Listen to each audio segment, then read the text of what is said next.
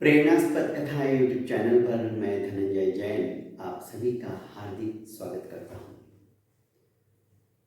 छोटी सी कहानी डीजे की जुबानी।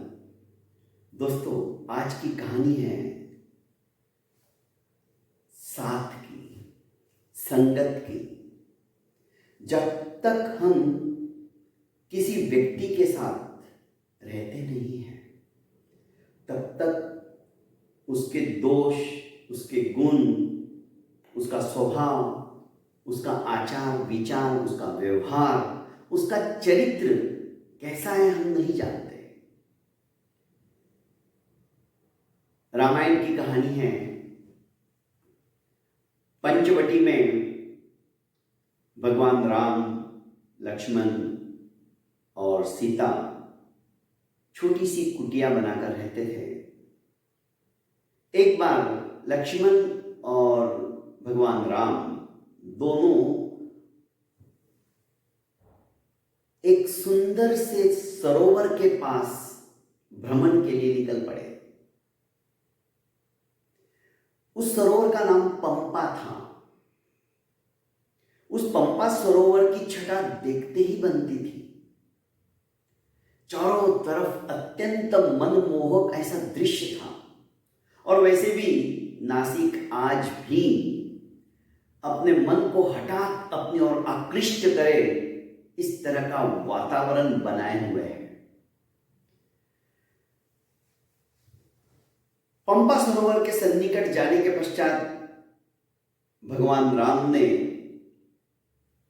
अचानक एक बगुले को उस सरोवर के मध्यस्थ में एक टांग के ऊपर, एक पेड़ के ऊपर खड़े हुए देखा।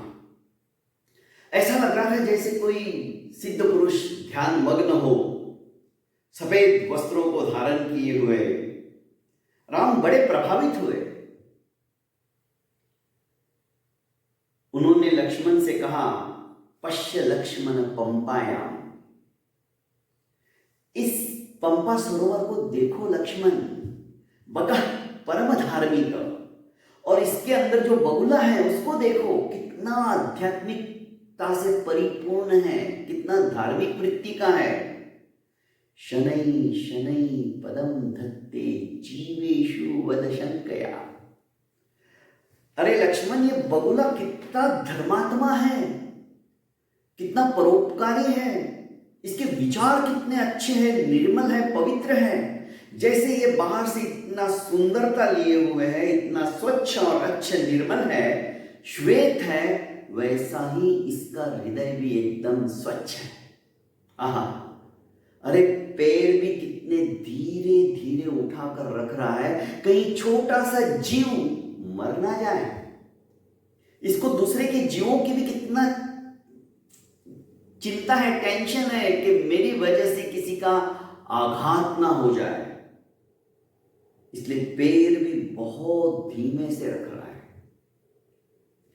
जैसी दृष्टि वैसी सृष्टि। भगवान राम की दृष्टि जैसी थी, उन्हें सृष्टि भी वैसी ही नजर आती थी।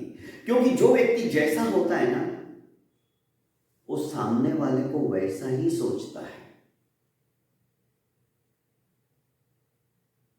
पर दोस्तों, आज की तारीख में ऐसा नहीं होता है। दूर से डोंगर, दूर से पर्वत बहुत सुहाने लगते हैं, नजदीक जाने के बाद पता चलता है दूरा डोंगर साजरे, मराठी में कहावत है। आज की परिस्थिति बदल गई। आज सफेद पोश काले लोग। दोस्तों,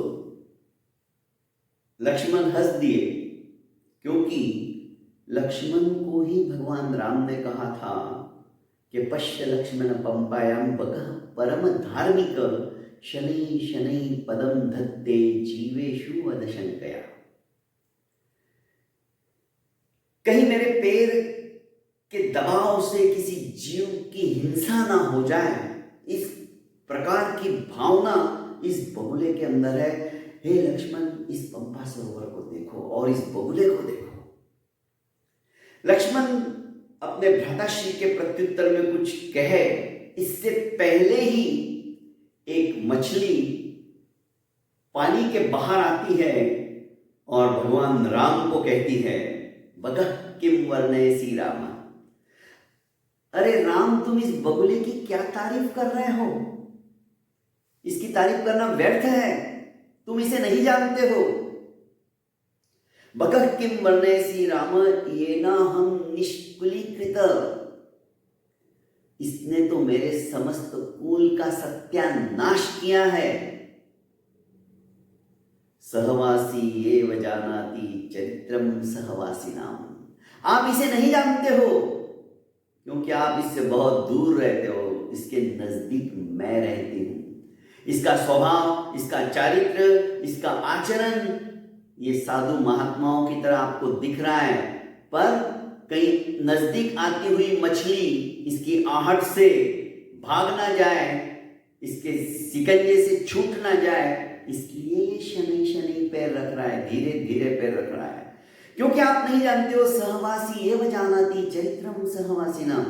मैं जब तक आपके पास नहीं रहूंगा, आप मेरे पास नहीं रहोगे, मेरा शील, मेरा चरित्र, मेरा कैरेक्टर, मेरा आचरण आप नहीं जान पाओगे।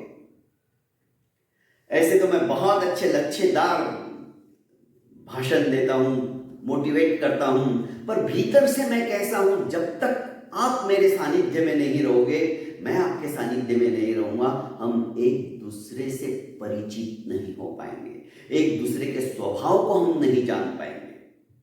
तो दोस्तों, चरित्र एव जानाति सहवासी, सहवास में रहने के बाद ही हम चरित्र को पहचान सकते हैं कि सामने वाले का चरित्र जैसा बोल रहा है वैसा ही है, या हाथी के दांत दिखाने के कुछ और होते हैं और खाने के कुछ और होते हैं, ऐसा तो नहीं है। क्योंकि राम, इसने तो मेरे समस्त कुल का सत्यानाश कर दिया है। जैसे ही कोई मेरी मौसी उसके नजदीक से निकल के फटाक से चोंच डालता है और उसको पूरा का पूरा निगल जाता है। मेरा भाई, मेरी बहन, मेरे पिता, मेरी माता, एक एक करके इसने मेरे परिवार के समस्त सदस्यों का उधर अपनी पूर्ति के लिए, अपने उधर पोषण के लिए उनका खात्मा कर दिया, उनको खा गया। आप नहीं जानते हो, आप इसकी तारीफ मत करो, ये तारीफ करने लायक नहीं है।